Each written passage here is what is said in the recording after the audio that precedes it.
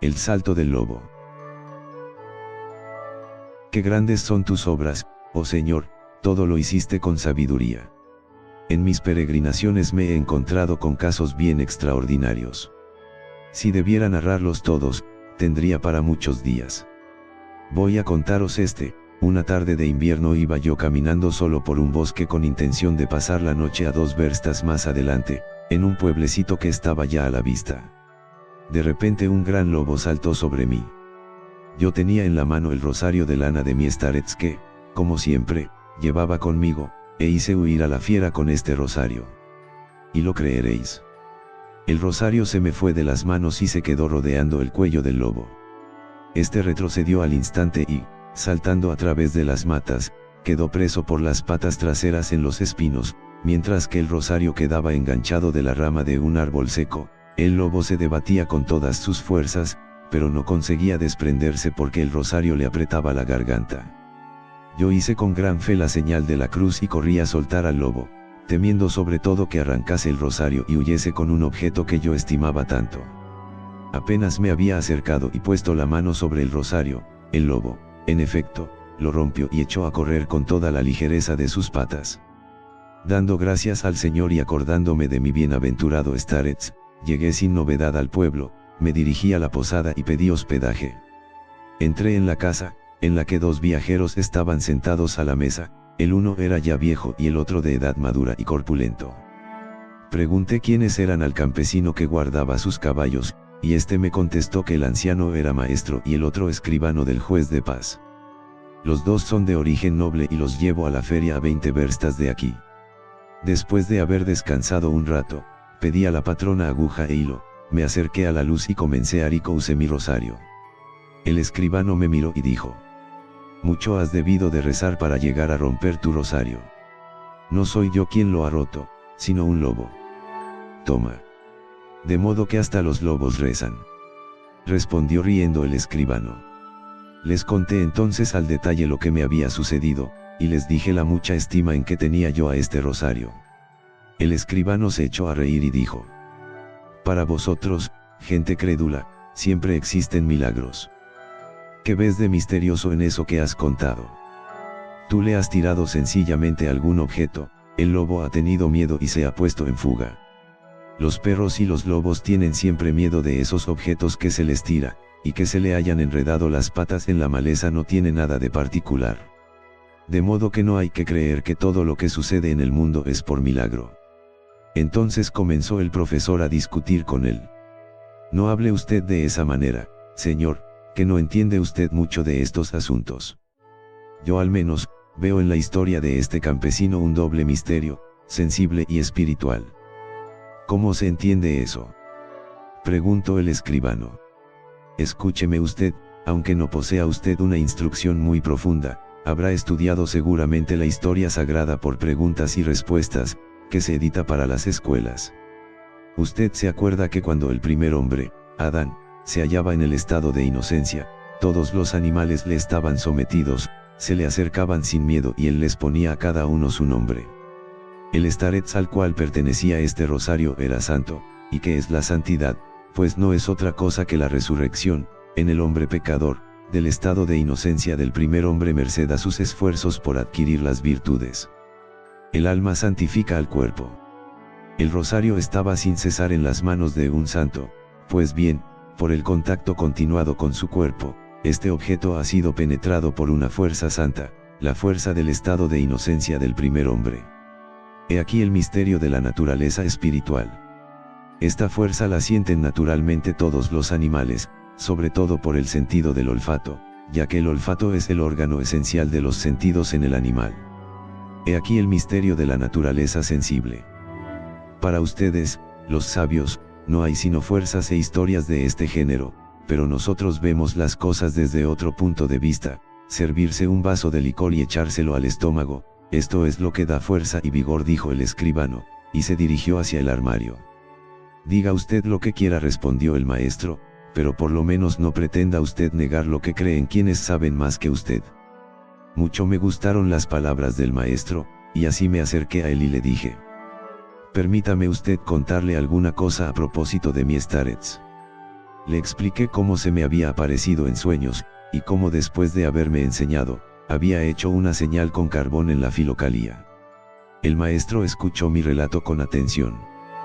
Pero el escribano refunfuñaba, recostado sobre un banco. Ahora veo claro que hay gentes que se vuelven locas de tener siempre la nariz metida en la Biblia. No hay más que ver y oír a este buen hombre. ¿Quién será el coco que viene de noche a manchar tus libros con carbón? Seguramente que has dejado caer tu libro al suelo, mientras dormías, y los residuos de la ceniza te lo han manchado.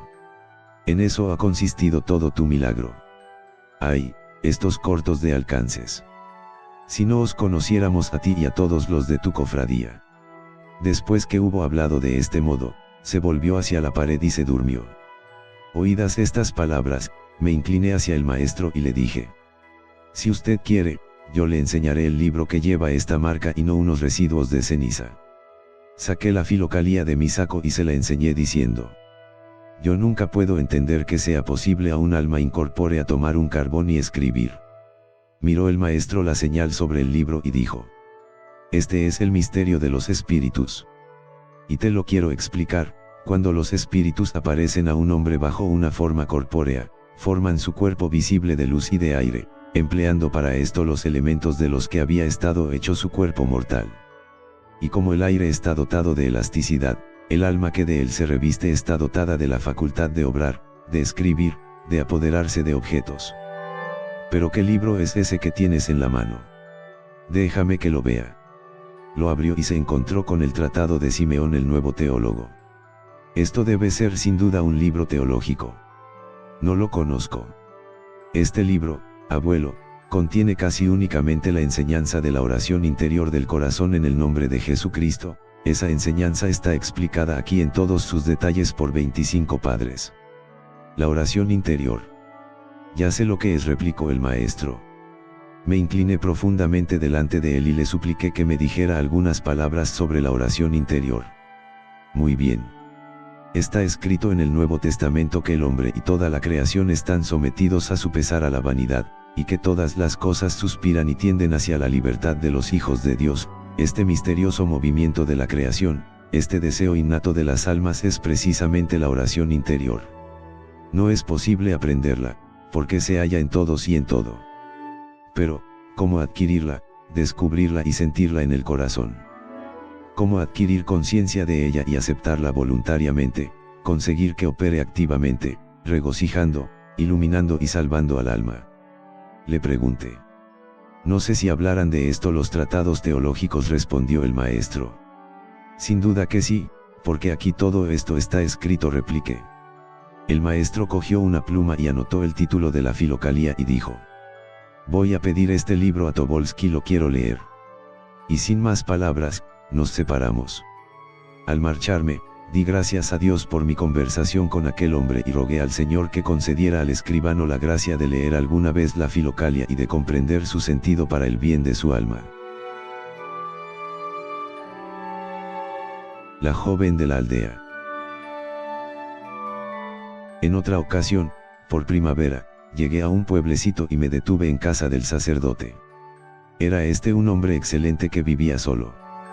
Pasé 3 días en su casa. Habiéndome examinado durante esos días, me dijo: quédate conmigo y yo te pagaré un salario, pues tengo necesidad de un hombre de confianza. Ya has visto que está en construcción una iglesia nueva de piedra junto a la vieja que es de madera. No me es posible encontrar un hombre de conciencia para vigilar a los obreros y estar en la capilla para recoger las limosnas para la construcción. Veo que tú serías a propósito para esto y que este género de vida te convendría mucho. Podrás estar solo en la capilla para rezar y pedir a Dios, pues hay en ella un lugar solitario donde pasar el día. Quédate, por favor, al menos hasta que la iglesia esté terminada. Yo me resistí cuanto pude, pero al fin debí ceder a las súplicas apremiantes del sacerdote. Me quedé pues hasta el otoño, y me instalé en la capilla. Al principio tuve bastante tranquilidad y pude ejercitarme en la oración, pero los días de fiesta, sobre todo, venía mucha gente, unos a rezar, otros a bostezar, y otros para sisar algunas monedas de la bandeja de la colecta. Y como yo leía la Biblia o la filocalía, Algunos de los visitantes solían conversar conmigo, y otros me pedían que les hiciera un poco de lectura. Al cabo de algún tiempo, observé que una joven del lugar venía con frecuencia a la capilla y se quedaba en ella largo tiempo haciendo oración. Como yo prestase atención a lo que rezaba, oí que decía oraciones muy raras, y hasta algunas totalmente desfiguradas. Le pregunté quién le había enseñado aquellas cosas. Y me respondió que su madre, que era ortodoxa, mientras que su padre era un cismático, de la secta de los sin sacerdotes. Esta situación me pareció muy triste y le aconsejé recitar las oraciones correctamente, según la tradición de la Santa Iglesia. Le enseñé el Padre Nuestro y el Ave María. Al fin le dije: reza sobre todo la oración de Jesús, ella nos acerca a Dios más que todas las demás oraciones y por ella conseguirás la salvación de tu alma. La joven me escuchó con atención y se condujo con toda sencillez según mis consejos. Y lo creeréis. Poco tiempo después me anunció que se había acostumbrado a la oración de Jesús y que sentía el deseo de repetirla incesantemente siempre que le era posible. Cuando rezaba, sentía alegría y finalmente un gran gozo, así como el deseo de continuar rezando. Todo esto me causó gran contento, y le aconsejé que siguiera rezando cada día más, invocando el nombre de Jesucristo. El verano tocaba a su fin. Muchos de los visitantes de la capilla venían a visitarme, no solamente para pedir un consejo o una lectura, sino para contarme sus dificultades familiares y aún a preguntarme cómo hacer para encontrar los objetos perdidos. Indudablemente muchos me tomaban por un adivino. Y he aquí que un día de aquellos, vino la joven, toda llena de amargura, a preguntarme qué es lo que debía hacer. Su padre quería casarla contra su voluntad con un cismático como él y el oficiante sería un campesino. ¿Es esto un matrimonio legal?, clamaba la pobre. Esto no es sino puro libertinaje. Quiero huir a cualquier lugar que sea. Yo le repliqué: ¿a dónde huirás, que no te encuentren enseguida? En estos tiempos, en ninguna parte podrás ocultarte, pues careces de toda documentación, fácilmente darán contigo. Es mejor rogar a Dios con fervor y celo que desbarate por sus caminos los propósitos de tu padre y que guarde tu alma del pecado y de la herejía. Esto es siempre mejor que tu idea de fuga. Pasaba el tiempo. El ruido y las distracciones me resultaban cada vez más penosas. Y por fin, al terminar el verano, decidí abandonar la capilla y volver a peregrinar como antes. Me presenté al sacerdote y le dije: Padre mío, usted conoce mi manera de ser. Yo necesito tranquilidad para ocuparme en la oración, y aquí no encuentro sino bulla y distracciones. Ya he cumplido con lo que usted me había pedido, quedándome todo el verano. Ahora, permítame seguir mi camino y bendiga mi solitaria ruta. El sacerdote no quería dejarme ir y buscó convencerme aún con un discurso. ¿Qué es lo que te puede impedir orar en este lugar? Ninguna ocupación tienes más que permanecer en la capilla, y la mesa la encuentras puesta. Continúa rezando aquí día y noche si así te place, y vive con Dios. Tú vales y eres útil aquí, no dices tonterías a los visitantes. Eres fiel y honrado y además aseguras ciertas limosnas a la iglesia de Dios. Esto es mejor a los ojos del Señor que tu oración solitaria. ¿Por qué vivir todo el día solo? Entre la gente, la oración se hace con mucha más alegría. Dios no creó al hombre para que no se conozca más que a sí mismo, sino para que cada uno ayude a su prójimo, comunicándose unos a otros la salvación, según las posibilidades de cada cual. Fíjate en los santos y en los doctores ecuménicos, día y noche estaban en movimiento y preocupados por la iglesia, predicaban en todas partes y no se ocultaban en la soledad lejos de sus hermanos. Cada uno recibe de Dios el don que más le conviene. Padre mío, muchos predicaron a las muchedumbres y otros muchos vivieron en la soledad. Cada uno obraba según su propia inclinación, creyendo que era el camino de salvación que Dios mismo le indicaba. Pues ¿cómo explicará usted que tantos santos hayan rechazado todas las dignidades y los honores de la iglesia huyendo al desierto, a fin de no ser tentados en el mundo? San Isaac el Sirio abandonó de esta manera a sus fieles, y el bienaventurado Atanasio el Atonita dejó su monasterio. Consideraban estos lugares como demasiado seductores, y creían en verdad en las palabras de Jesucristo: ¿de qué le sirve al hombre ganar el mundo entero, si pierde su alma? Pero es que esos eran grandes santos, contestó el sacerdote. Si los santos se guardaban con tanto cuidado del contacto con los hombres, respondí yo, que no deberá ser un desgraciado pecador. Finalmente, dije adiós a aquel buen sacerdote y nos separamos afectuosamente. Después de caminar 10 verstas, me detuve para pasar la noche en un pueblecito. Había allí un campesino enfermo de muerte. Yo aconsejé a su familia que le hiciera comulgar con los santos misterios de Cristo, y llegada la mañana mandaron al pueblo en busca del sacerdote. Yo me quedé allí a fin de inclinarme delante de los santos dones y rezar durante la administración de tan gran sacramento. Estaba sentado en un banco delante de la casa esperando la llegada del sacerdote, cuando de repente vi venir corriendo hacia mí a aquella joven que había visto rezando en la capilla. ¿Cómo llegaste hasta aquí?, le pregunté. Es que en mi casa estaba ya todo preparado para casarme con el cismático, y he huido. Y luego, echándose a mis pies, me suplicó: ten compasión de mí. Tómame contigo y llévame a un convento. Yo no quiero casarme, sino vivir en el convento rezando la oración de Jesús. A ti te escucharán, y me recibirán. ¿Qué es lo que dices? ¿A dónde quieres que te lleve, si no conozco un solo convento por estos lugares? Ni cómo llevarte conmigo no teniendo, como no tienes, pasaporte. En estas condiciones no te será posible detenerte en ninguna parte, te harán volver a tu casa y te castigarán por vagabunda. Mejor será que te vuelvas a casa y ruegues a Dios, y si no quieres casarte, finge alguna incapacidad. Se llama a esto una ficción piadosa. Así obró la Santa Madre de Clemente, la bienaventurada Marina, que se santificó en un monasterio de hombres, y otros muchos. Mientras hablábamos de esta manera, vimos llegar a 4 campesinos en un carricoche galopando derechos a donde estábamos nosotros. Apoderándose de la joven, la hicieron subir al carro y la enviaron por delante con uno de ellos. Los otros 3 me ataron mano con mano y me volvieron al lugar donde había pasado el verano. A todas mis explicaciones, respondían vociferando: vaya con el santito este.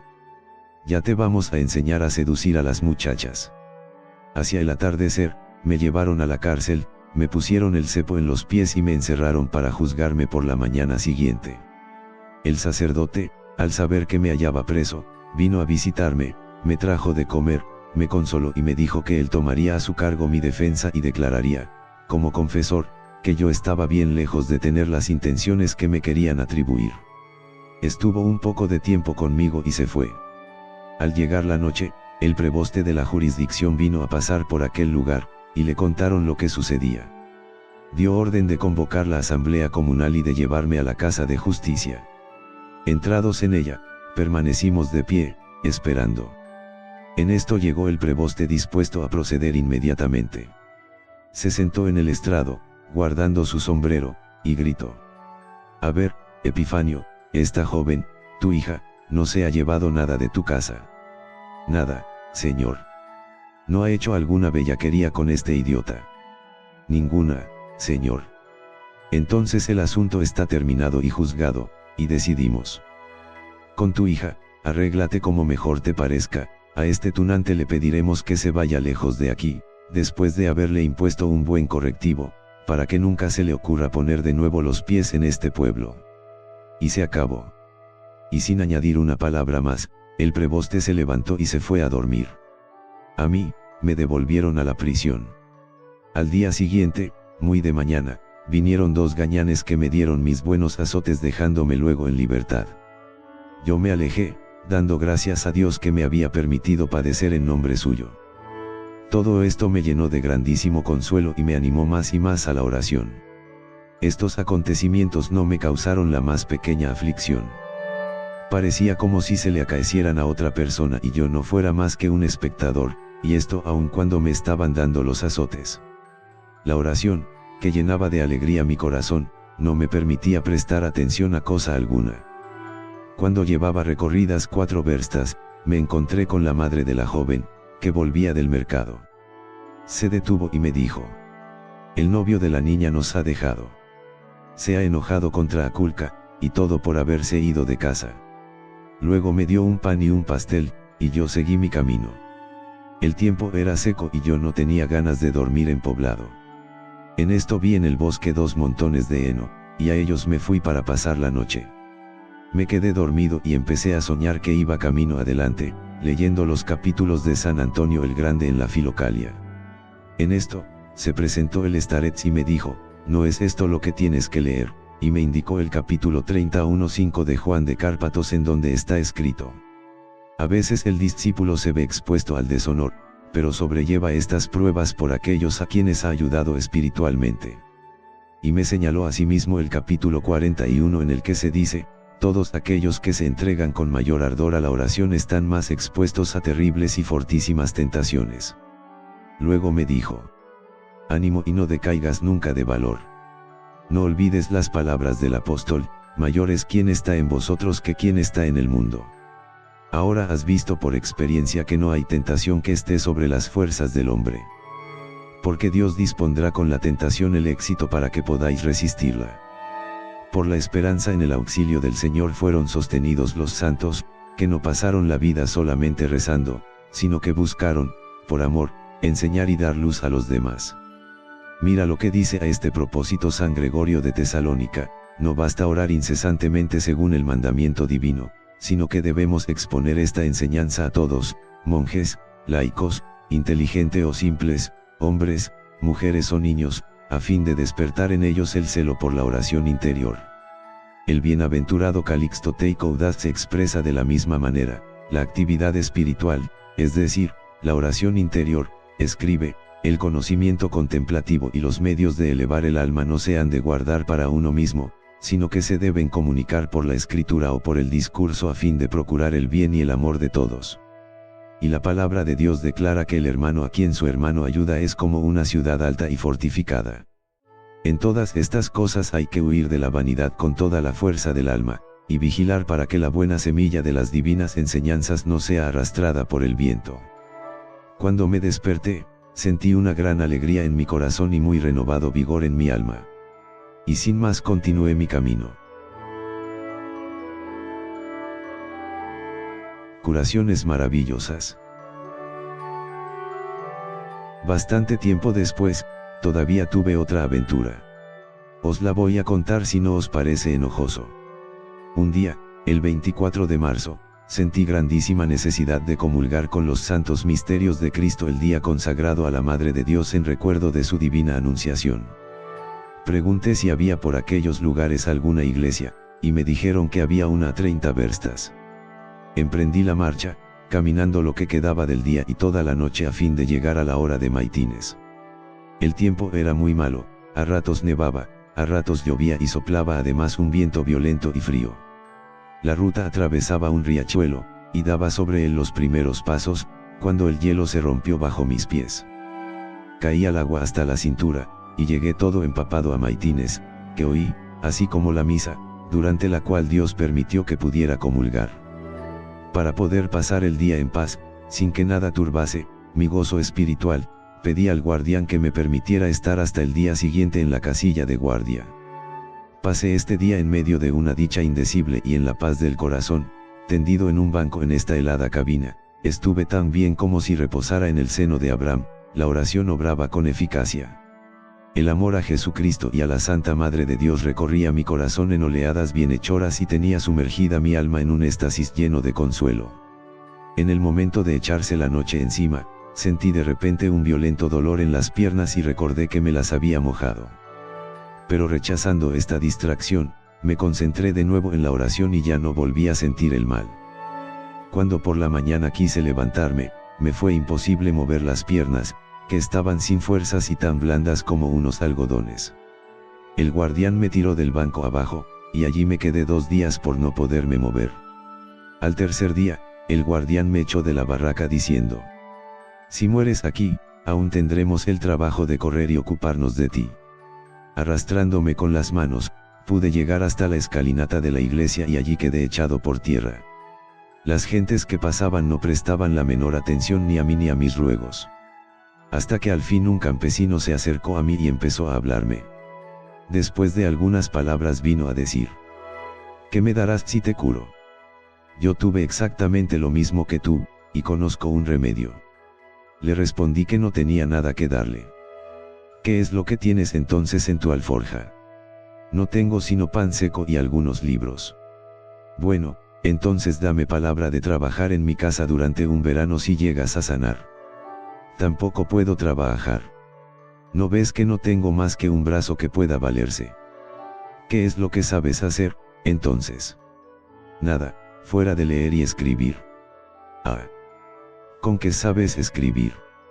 Bueno, entonces podrás enseñar a escribir a mi hijo, sabe leer un poco, pero yo quiero que aprenda a escribir. Pero los maestros piden mucho, 20 rublos para aprender toda la escritura. Llegamos, pues, a una avenencia, y con la ayuda del guardián me transportaron a casa del campesino en la que me pusieron en un viejo baño al fondo del cercado. Comenzó el campesino a curarme, reunió en el campo, en el corral y en los hoyos de la basura una gran olla de viejos huesos de animales, de aves y de cualquiera otra alimaña, los lavó, los hizo pedazos muy pequeños rompiéndolos con una piedra y los echó en una gran marmita, la tapó con una tapadera que tenía un agujero en el centro y lo echó todo en un recipiente que había puesto bien hondo en tierra. Untó con gran cuidado el fondo de la marmita con una espesa capa de tierra arcillosa y la cubrió de troncos que dejó arder durante más de 24 horas. Al colocar los troncos decía, todo esto va a formar un alquitrán de huesos. Al día siguiente, desenterró el recipiente, en el cual se había depositado por el orificio de la tapadera como 1 litro de un líquido espeso, rojizo y aceitoso que olía a carne fresca. Los huesos que quedaron en la marmita, de negros y podridos que eran, tenían ahora un color tan blanco y transparente como el nácar o las perlas. 5 veces al día me friccionaba las piernas con este líquido. Y lo creeréis. Al día siguiente, noté que podía mover los dedos, al tercer día, ya podía doblar las piernas, y al quinto me podía tener de pie y caminar por el patio con la ayuda de un bastón. Al cabo de una semana, mis piernas habían recobrado la normalidad. Di gracias a Dios y me decía a mí mismo, la sabiduría de Dios échase de ver en sus criaturas. Unos huesos secos, o podridos, prontos a convertirse en tierra, conservan en sí una fuerza vital, un color y un olor, y ejercen una acción sobre los cuerpos vivientes, a los que son capaces de devolver la vida. Prueba es todo esto de la resurrección futura. Con qué placer hubiera hecho conocer todas estas cosas al guarda forestal en cuya casa había yo vivido, quien dudaba de la resurrección de los cuerpos. Habiendo recobrado la salud, como queda dicho, comencé a ocuparme del niño. Escribí como modelo la oración de Jesús y se la hice copiar enseñándole cómo ir formando las letras con arte. Tal ocupación me resultaba muy cómoda, pues el niño servía durante el día en casa del intendente, y solo venía a buscarme mientras aquel dormía, es decir, por la mañana muy temprano. El niño era inteligente, y pronto aprendió a escribir casi correctamente. El intendente, al verle escribir, le preguntó: ¿quién es el que te da lecciones de escritura? Respondió el niño que era el peregrino manco que vivía en la casa de su padre en el viejo baño. El intendente, curioso era un polaco, vino a verme y me encontró cuando yo empezaba a leer la Filocalía. Habló unos momentos conmigo y me dijo: ¿qué es lo que lees ahí? Yo le enseñé el libro. Ah, es la Filocalía. Dijo guión. Yo vi ese libro en casa de nuestro cura, cuando vivía en Vilna. Pero he oído decir que contiene fórmulas muy raras de oraciones, inventadas por algunos monjes griegos a ejemplo de los fanáticos de la India y de Boukhare, que hinchan sus pulmones y creen tontamente, en cuanto empiezan a sentir cierta sensación en el corazón, que esta sensación natural es una oración dada por el mismo Dios. Hay que orar con toda sencillez, para cumplir los deberes para con Dios. Al levantarse, hay que rezar el Padre Nuestro como lo enseña Jesucristo, y ya basta para todo el día. Pero si se repite siempre la misma cosa, hay peligro de volverse loco y de enfermar del corazón. No habléis así de este libro santo, pues no son unos monjes griegos cualesquiera quienes lo escribieron, sino unos antiguos y santos personajes que vuestra iglesia también venera, como Antonio el Grande, Macario el Grande, Marcos el Asceta, Juan Crisóstomo y otros. Los monjes de la India y de Boukhare han imitado de ellos la técnica de la oración, pero la han desfigurado y echado a perder, según me lo ha contado mi starets. En la Filocalía, todas las enseñanzas están tomadas de la palabra divina, de la Santa Biblia, en la cual, Jesucristo, al propio tiempo que mandaba rezar el Padre Nuestro, enseñaba que había que orar sin cesar, al decir: Amarás al Señor tu Dios con todo tu corazón, con toda tu alma y con toda tu mente, velad y orad, permaneced en mí y yo en vosotros. Y los santos padres, citando el testimonio del rey David en los Salmos, gustad y ved cuán bueno es el Señor, lo interpretan diciendo que el cristiano debe esforzarse mucho por conocer la dulzura de la oración, que en todo momento debe buscar consuelo en ella y no contentarse con decir una sola vez el Padre Nuestro. Escuchad y os leeré lo que dicen los padres de aquellos que no ponen cuidado alguno en estudiar la bienhechora oración del corazón. Declaran que los tales cometen un triple pecado, porque, 1 grados, se ponen en contradicción con las sagradas escrituras, 2 grados, no admiten que exista para el alma un estado superior y perfecto. Contentándose con las virtudes exteriores, permanecen ignorantes del hambre y sed de justicia y se privan de la beatitud de Dios, y 3 grados, considerando sus virtudes exteriores, a menudo caen en el contentamiento de sí mismos y en la vanidad. Muy elevado es eso que has leído, dijo el intendente, pero nosotros, los laicos, ¿cómo podríamos ir por tan alto camino? Mirad, voy a leeros cómo muchos hombres de bien han podido, en su estado de laicos, aprender la oración incesante y nunca interrumpida. Abrí la Filocalía en el tratado de Simeón el nuevo teólogo sobre el joven Jorge, y empecé a leer. Gustó la lectura al intendente, y me dijo: dame este libro, que lo iré leyendo en mis ratos libres. Si queréis, os lo prestaré para un día, pero no para más, pues yo lo leo sin cesar y me es imposible pasar sin él. Pero por lo menos podrás copiarme ese pasaje, hazlo y te daré algún dinero. No tengo necesidad de vuestro dinero, pero os lo copiaré de muy buena gana, esperando que Dios os dé celo por la oración. Sin pérdida de tiempo, saqué una copia del pasaje que le había leído. Se lo leyó él a su mujer y ambos lo encontraron muy interesante y hermoso. Desde aquel día, me enviaban a buscar de vez en cuando. Iba yo a su casa con la Filocalía y les hacía alguna lectura, que ellos escuchaban tomando el té. Un día, me hicieron quedar a comer. La mujer del intendente, una muy amable señora de edad, estaba comiendo pescado asado a la parrilla, cuando, de repente, se tragó una espina. A pesar de todos nuestros esfuerzos, nos fue imposible sacársela. La señora sufría mucho de la garganta y al cabo de 2 horas hubo de acostarse. Enviaron a buscar al médico, que vivía a 30 verstas de allí, y yo me volví a casa entristecido. Durante la noche, como yo durmiera con un sueño ligero, oí de repente la voz de mi starets, sin ver a nadie.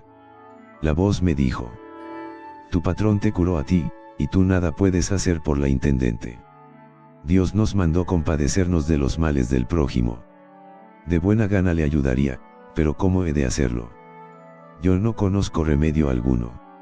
Esto es lo que has de hacer. Esa señora sintió siempre gran repugnancia por el aceite de ricino, cuyo solo olor le produce náuseas. Ve, pues, y dale una buena cucharada de ese aceite. Con esto la señora vomitará, la espina saldrá fuera y además el aceite le suavizará la herida de la garganta y sanará. ¿Y cómo podré yo hacerle tomar el aceite, si tanto horror siente por él? Pídele al intendente que la tenga bien por la cabeza, y échale por la fuerza el líquido en la boca. Me desperté y fui inmediatamente a casa del intendente, a quien le conté todo al detalle. Él me replicó: no sé para qué podrá servir tu aceite. Mi esposa tiene ya fiebre y delira, y su cuello está muy inflamado. Mas si quieres probar tu remedio, puedes hacerlo. Si el aceite no hace bien alguno, tampoco hará ningún mal. Echó el intendente aceite de ricino en un vasito, y al fin pudimos conseguir hacérselo tragar. Inmediatamente tuvo un fuerte vómito y echó la espina con un poco de sangre, se sintió mejor y se durmió profundamente. Al día siguiente, por la mañana, volví para ver cómo iban las cosas, y la encontré con su marido tomando el té. Estaba muy admirada de su curación y sobre todo de lo que me había sido dicho en sueños acerca de su repugnancia por el aceite de ricino, porque nunca habían hablado de eso con nadie. En aquel momento llegaba el médico, le contó el intendente cómo había sido curada, y yo le referí cómo me había curado las piernas el campesino. El médico declaró que ninguno de los dos casos tenía nada de sorprendente, pues una fuerza de la naturaleza había intervenido en ambas ocasiones. Pero añadió: los voy a anotar para no olvidarme. Sacó una pluma de su bolsillo, y escribió algunas líneas en su cuaderno. Muy pronto corrió el rumor de que yo era adivino, curandero y brujo.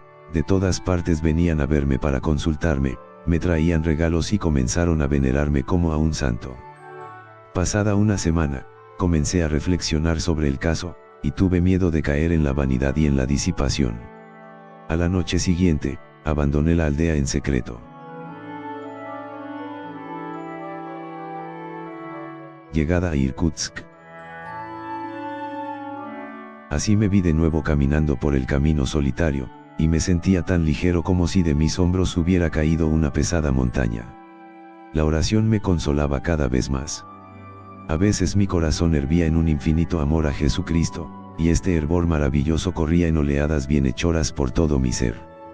La imagen de Jesucristo estaba tan fuertemente grabada en mi espíritu que, al pensar en los hechos del Evangelio, me parecía como si los contemplase con mis propios ojos. Esto me emocionaba y lloraba de alegría, y en algún momento sentía en mi corazón una felicidad tal que no acierto a describirla. A veces, me quedaba durante 3 días lejos de la gente y de las casas, y como en éxtasis me sentía solo en la tierra, yo miserable pecador delante del Dios misericordioso y amigo de los hombres. Esta soledad era mi felicidad, y la dulzura de la oración me resultaba en ella mucho más sensible que viviendo con los hombres. Llegué por fin a Irkutsk. Después de haberme postrado ante las reliquias de San Inocente, me preguntaba a dónde iría después. No tenía ganas de estar en la ciudad por mucho tiempo, pues era muy populosa. Y así iba caminando y pensando en estas cosas. Encontré, de repente, a un comerciante del país, que me detuvo y me dijo: «Tú eres un peregrino. ¿Por qué no vienes conmigo a mi casa?» Llegamos a su rica morada. Me preguntó quién era, y yo le conté mi viaje y andanzas. A esto me contestó: «Tú deberías ir hasta la antigua Jerusalén. Allí hay una santidad tal como no se la encuentra en parte alguna». «De muy buena gana iría allí», le respondí, «pero la travesía cuesta muy cara y yo no tengo dinero con que pagarla». «Si te parece bien, yo te indicaré un medio para hacerlo», dijo el mercader. «El año pasado envié allí a un amigo nuestro». Yo caí a sus pies, y él me dijo: «Mira, yo te daré una carta para uno de mis hijos, que está en Odessa y hace el comercio con Constantinopla. Allí, en sus oficinas, te pagarán el viaje hasta Jerusalén. No es tan caro como te imaginas». Estas palabras me llenaron de alegría. Di las gracias emocionado a este bienhechor y sobre todo se las di a Dios, que tan paternal amor demostraba hacia mí, pecador empedernido, que ni a él ni a los demás hacía bien alguno y comía inútilmente el pan ajeno. Permanecí 3 días en casa de este generoso comerciante. Me dio una carta para su hijo y yo me dirigí a Odessa con la esperanza de llegar a la santa ciudad de Jerusalén, pero ignorando si el Señor me permitiría postrarme de hinojos delante de su sepulcro vivificador.